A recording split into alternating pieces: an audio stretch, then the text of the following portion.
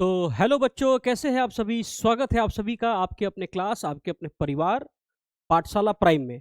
आज हम लोग क्लास 9 सीबीएसई का एक बहुत ही प्यारा टॉपिक है जिसका नाम है मोशन। नाइन्थ क्लास में बच्चे जो है इसको मोशन चैप्टर के नाम से जानते हैं, और आईसीएसई बोर्ड वाले जो बच्चे हैं उनके चैप्टर में इसका नाम है मोशन इन वन डायमेंशन।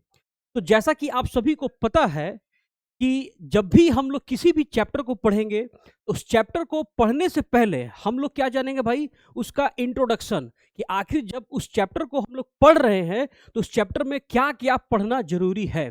अगर हमको एक सही पाथ पता चल जाता है कि क्या क्या पढ़ना जरूरी है, तब चैप्टर पढ़ने में और भी मजा आएगा।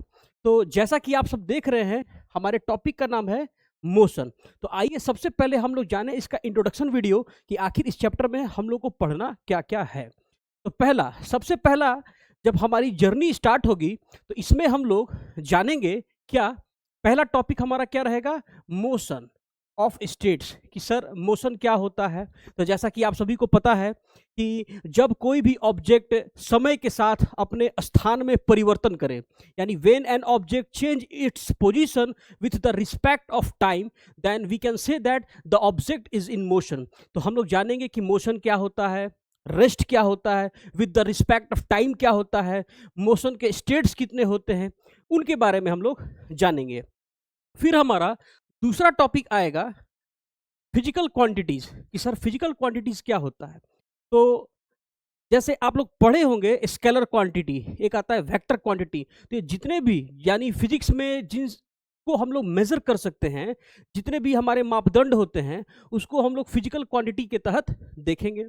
फिर उसके बाद हमारी जर्नी जो है स्टार्ट होगी, डिस्टेंस के बारे में जानेंगे कि सर डिस्टेंस क्या होता है, डिस्प्लेसमेंट क्या होता है। तो एक छोटा सा आपको ओवरव्यू देता हूँ। जैसे ये एक लड़का है, अब ये लड़का जो है यहाँ से बिल्कुल सीधा ऐसे ये इधर जा रहा है, यानी इसका जो एक्चुअल पाथ है वो क्या है, डिस्टेंस है। अब जैसे मान के चलो भाई, ये लड़का यहाँ से स्टार्ट हुआ, इधर गया 2 किलोमीटर, और इस साइड गया 3 किलोमीटर, और इस साइड गया 5 किलोमीटर।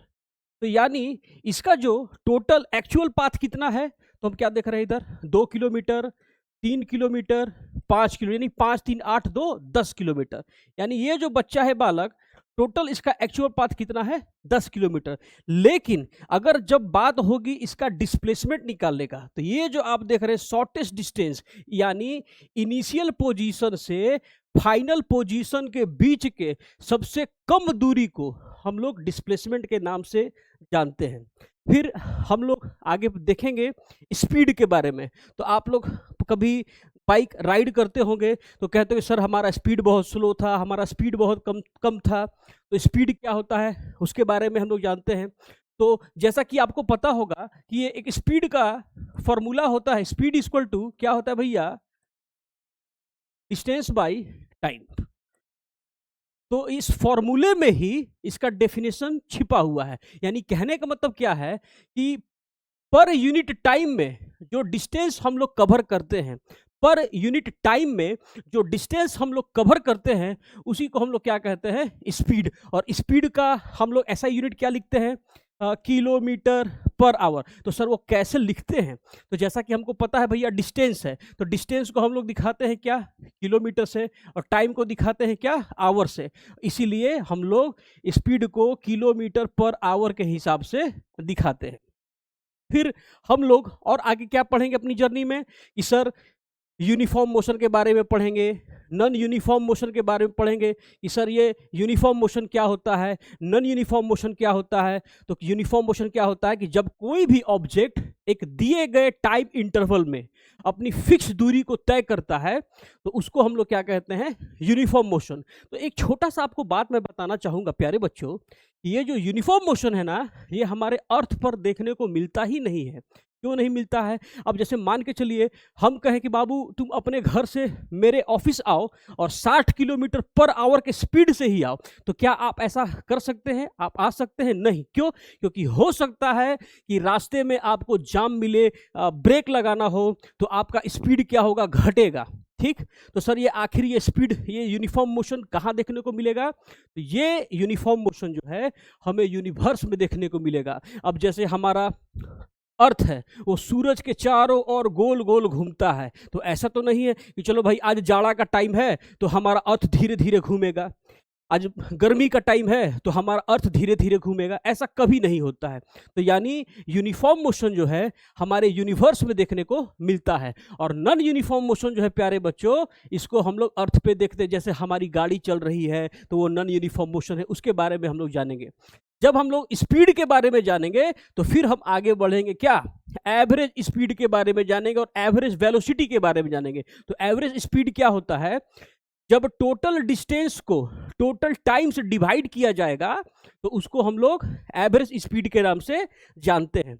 अब सर एक छोटा सा सवाल आया सर कि सर यहाँ पर दिखाई दे रहा है हमारा क्या दिखाई दे रहा है भाई, यहाँ पर दिखाई दे रहा है वेलोसिटी, कि सर ये वेलोसिटी आखिर किस चिड़िया का नाम है।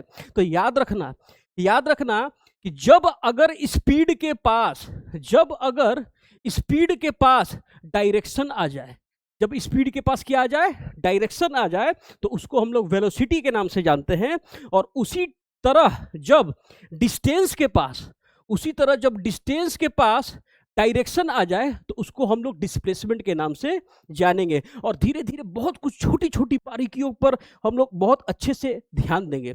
अब उसके बाद हमारा अगला टॉपिक क्या रहेगा, हमारा अगला टॉपिक रहेगा कि सर यूनिफॉर्म वेलोसिटी क्या होता है। तो अभी जैसे मैंने आपको क्या बताया कि वेलोसिटी क्या है, तो सर जब स्पीड के पास क्या आ जाए, डायरेक्शन आ जाए, तो उसको हम लोग क्या कहेंगे, यूनिफॉर्म वेलोसिटी। और एक्सेलरेशन क्या होता है, तो आप लोगों ने पढ़ा होगा a=v-u/t, यानी देखो इसी में इसका डेफिनेशन छिपा हुआ है प्यारे बच्चों। यानी होता क्या है कि चेंज इन वेलोसिटी, मान के चलो अभी हम दौड़ रहे थे 10 किलोमीटर पर आवर के स्पीड से, लेकिन एक समय के बाद क्या हुआ, मेरा स्पीड बढ़ गया। यानी मेरा इनिशियल स्पीड कितना था, 10 किलोमीटर पर आवर, और मेरा फाइनल स्पीड हो गया मान के चलो 20 किलोमीटर पर आवर। यानी हमारे एक समय के बाद, यानी ये टाइम देख रहे हैं आप, एक समय के बाद यानी गिवन टाइम में, जब किसी गिवन टाइम में वेलोसिटी में चेंजिंग आ जाए तो उसको हम लोग क्या कहेंगे, एक्सेलरेशन। उसको हम लोग क्या कहेंगे, एक्सेलरेशन। तो एक्सेलरेशन के बारे में भी हम लोग काफ़ी गहराई से जानेंगे। फिर हम लोग देखेंगे कि सर यूनिफॉर्म एक्सेलरेशन क्या होता है, उसके बारे में जानेंगे। फिर क्या है इसका जो यूनिफॉर्म एक्सेलरेशन का जो ग्राफ होता है, यूनिफॉर्म एक्सेलरेशन का जो ग्राफ होता है उसके बारे में जानेंगे। फिर हम लोग वेलोसिटी टाइम ग्राफ, फिर हम लोग किसके बारे में जानेंगे, हमारी जर्नी जो है आगे बढ़ेगी वेलोसिटी टाइम ग्राफ के बारे में जानेंगे, जिसमें हम लोग बहुत सारे इक्वेशन ऑफ मोशन को प्रूव करेंगे। जैसे हमारा पहला इक्वेशन ऑफ मोशन है v=u+at, दूसरा आएगा s=ut + ½ at, और तीसरा हमारा आएगा v² = u² + 2as। यानी हम लोग जितने भी इक्वेशन ऑफ मोशन है उन सभी इक्वेशन ऑफ मोशन को बहुत ही प्यार से और अच्छे तरीके से समझेंगे। फिर जाकर के हमारा डेरिवेशन आएगा, first derivation of motion, second equation of इसका भी डेरिवेशन करेंगे, काफ़ी अच्छे तरीके से करेंगे। और जो हमारा थर्ड जो आएगा वो डेरिवेशन ऑफ थर्ड इक्वेशन, जो अभी मैंने आपको बताया क्या, v² = u² + 2s। इसका यूज कहाँ होता है, कैसे होता है, बिल्कुल देसी अंदाज में इसको हम लोग पढ़ेंगे। फिर हमारा अगला टॉपिक आएगा, क्या आएगा भैया, uniform circular motion. Sir uniform circular motion क्या होता है, यूनिफॉर्म सर्कुलर मोशन कितने टाइप्स के होते हैं, इसके बारे में हम लोग जानेंगे। फिर हम लोग जो एनसीईआरटी में, अभी तो एनसीईआरटी में कुछ बदलाव किया गया है, तो उस बदलाव को देखते हुए हम लोग एनसीईआरटी के जितने भी सॉल्यूशंस है, एमसीक्यू है, क्वेश्चन है, उन सभी चीज़ों को बिल्कुल ही बारीकी से समझेंगे। फिर हम लोग क्या करेंगे, चाहे वो एस चांद हो या एस दिनेश हो या एनसीईआरटी हो, उसके जितने भी मल्टीपल चॉइस क्वेश्चन आएंगे ना, उन हर एक क्वेश्चन को, हर एक न्यूमेरिकल्स को देखेंगे। फिर हम लोग क्या करेंगे, एग्जाम से रिलेटेड मोस्ट इंपॉर्टेंट क्वेश्चंस जो हमारे एग्जाम में डायरेक्टली हिट करेंगे, उन क्वेश्चन को भी हम लोग आसानी से पढ़ेंगे, समझेंगे। और फिर उसके बाद एक हमारा आएगा शॉर्ट वीडियो, और वो रहेगा हमारा गन शॉर्ट वीडियो, जो एग्जाम के टाइम में आपको काफ़ी ज़्यादा हेल्प करेगा, तो उसका एक कंप्लीट चैप्टर रिवीजन भी जो है हम लोग आसानी से करेंगे। तो आई होप, मुझे ऐसा विश्वास है कि ये जो मोशन चैप्टर है इसमें क्या पढ़ना है, कैसे पढ़ना है और किन किन चीज़ों को अच्छे तरीके से पढ़ना है, ये आपको बिल्कुल समझ में आ रहा होगा। तो आशा करता हूँ कि अगला चैप्टर हमारा कल या परसों में अपलोड हो जाएगा। और प्यारे बच्चों, हमारा एक टेलीग्राम चैनल आने वाला है, डिस्क्रिप्शन बॉक्स में उसका लिंक हम लोग प्रोवाइड कर देंगे। और ये जितने भी पीडीएफ है हर टीचर के, आपको सभी टाइम टू टाइम डिलीवर होते रहेंगे। इतना अभी इस वीडियो के लिए इतना ही।